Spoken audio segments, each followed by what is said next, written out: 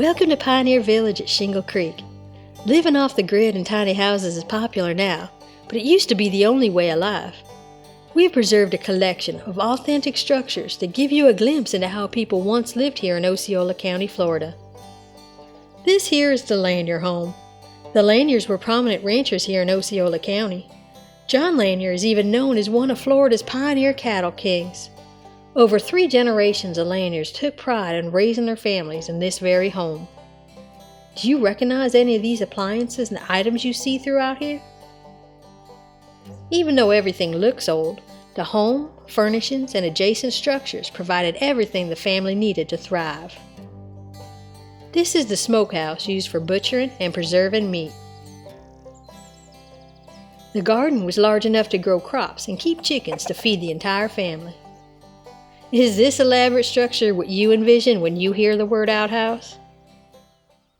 Next we have the Cadmans Home. This home looks fancier than the Laniers.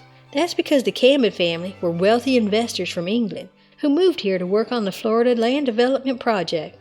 They definitely like to be surrounded by the finer things in life. How would you classify their way of living compared to today? Cadman's 3 sons lived in a small detached building called the bachelor quarters. The kitchen was detached from the main house as well. The class system is pretty evident when comparing all of the structures here in Pioneer Village to the Cadmans Home. The Cadmans also had a citrus grove on the property, along with a packing house where the fresh oranges were sorted and packed for sale by the crateful. What type of people do you think bought all these oranges, and what did they do with them?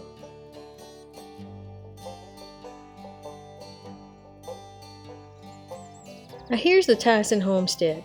The Tysons were the average working-class family who made ends meet by farming. The entire 11-member family lived in this one-room home, which was typical for the working class. Some structures of note include the water tower, the sugarcane grinder, and the outdoor stove for cooking up cane syrup. We have also reconstructed and preserved a Seminole settlement. The indigenous people of the Osceola area are the Seminole Native American tribe. They lived in the open-air log frame structures called chickees. They wove palmetto leaves tightly together to create a waterproof roof that protected them from the harsh Florida weather. Why do you think the chickees were built without walls?